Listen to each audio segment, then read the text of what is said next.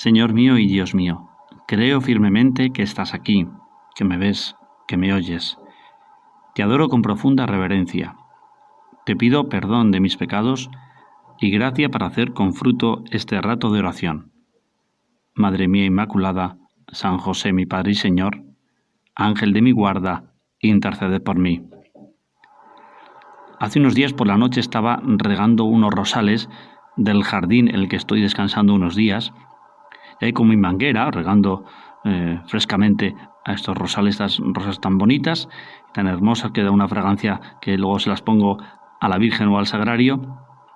Y entonces, mientras les humedecía, porque estos días hace mucho calor y hay que regarlas bien, me acordaba de aquella expresión de San Ignacio de Loyola cuando era muy mayorcito, que le dejaban ya ancianito en un jardín descansando y miraba las flores que le rodeaban y le salían lágrimas porque las decía a las flores: sé lo que me decís, que alabe al Creador, qué maravilloso es el Creador. Y entonces aquella expresión de aquel santo que solo viendo unas flores ya reconocía a su Creador, reconocía a Dios, la gloria de Dios, la belleza de Dios, pues me animaba a seguir regando y a seguir pensando en Dios, porque es verdad que la belleza de las plantas, la belleza de las flores, pues te lleva mucho a Dios. También tantos santos, ¿no? San Francisco de Asís, que cantaba a las criaturas, a la creación, pues cantaba a las flores y a los pájaros.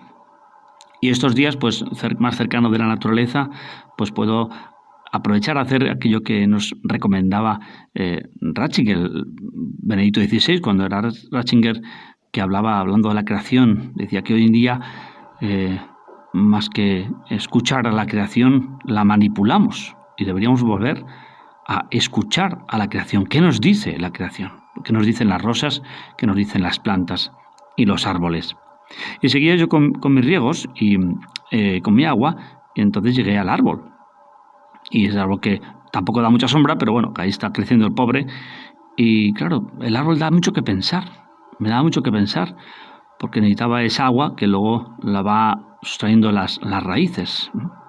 Y ese árbol me hablaba del árbol de la cruz, donde tú, Señor, donde tú, Jesús, labraste nuestra salvación. Pues sí, el árbol, escuchando el árbol, pensaba muchas cosas. Pensaba que pues, los árboles tragan muchísima agua.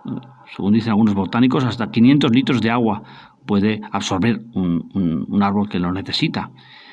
Y lo sube a las ramas de una forma increíble, porque ni siquiera los científicos se aclaran de cómo es capaz de bombear tanta agua a todas las partes, de todas las ramas, de todas las hojas que le llega el agua. ¡Qué misterio!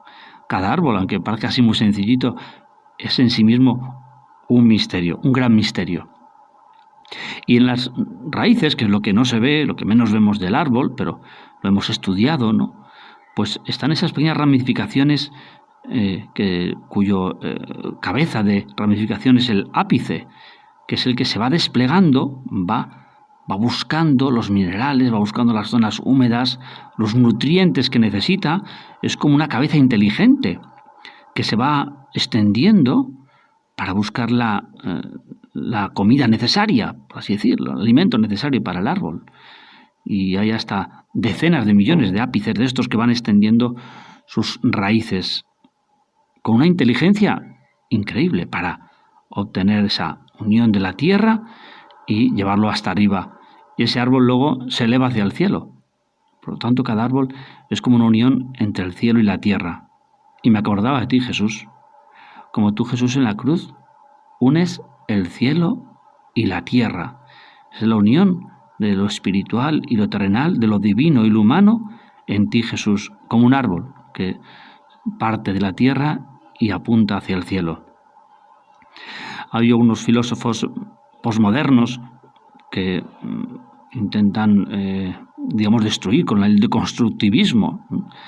Y ponían un ejemplo, una vez que leí uno, que decía que había que abandonar el paradigma, el modelo del árbol, para cambiar un modelo más de raíz, porque la raíz no apunta a ningún sitio, la raíz se extiende, se va reproduciendo sin orden, sin conciertos, como una especie de caos, ¿no?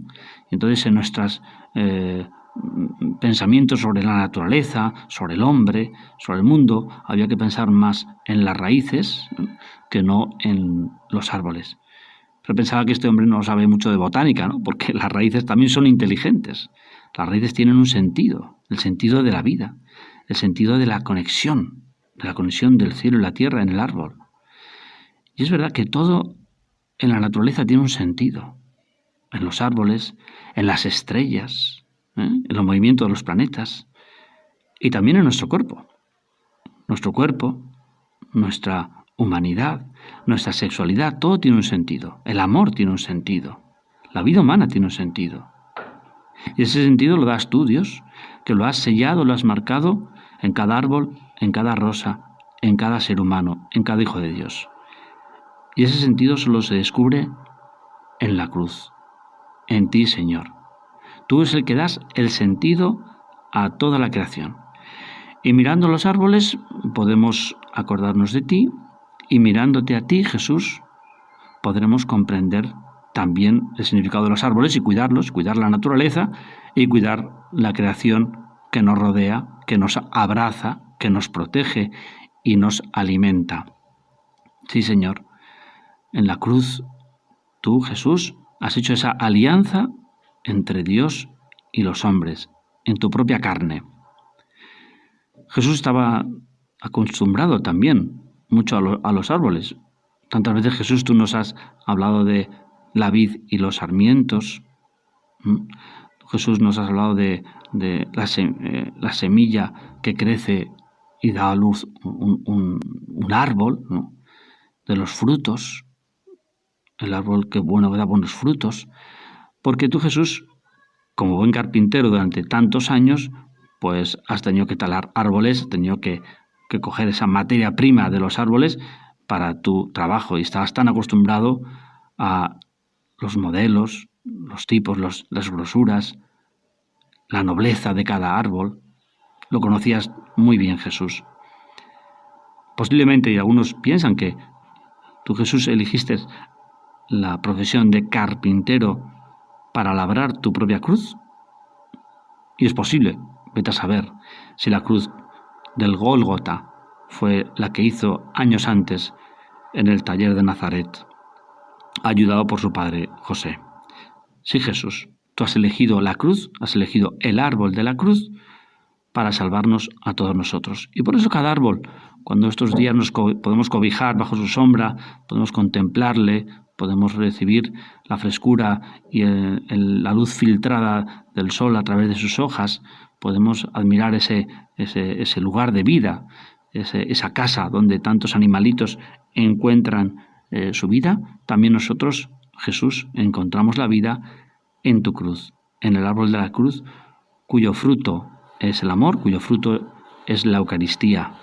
Y así te comulgamos, Jesús, en cada misa, que es la renovación del sacrificio de la cruz, y comemos tu cuerpo santísimo como fruto sabroso que nos alimenta. Jesús, tú en la cruz, como árbol de vida, como árbol de sabiduría, nos incorporas y nos hacemos como sarmientos unidos a la vid, y por eso nos llamas a unirnos a tu árbol de vida. ¿Cuántos significados encontramos en la creación? ¿Cuántos significados encontramos en la naturaleza que nos rodea y que nos contempla y que nos habla de Dios? Hace como un cántico de alabanza a Dios nuestro Señor, y podemos aprovecharlo, podemos vivirlo, Señor, para comprenderte mejor, comprender todas las bondades, para comprender todas las maravillas que encierra tu corazón y que has derramado sobre toda la creación. Te doy gracias, Dios mío, por los buenos propósitos, afectos e inspiraciones que me has comunicado en esta meditación. Te pido ayuda para ponerlos por obra. Madre mía Inmaculada, San José, mi Padre y Señor, Ángel de mi guarda, interceded por mí.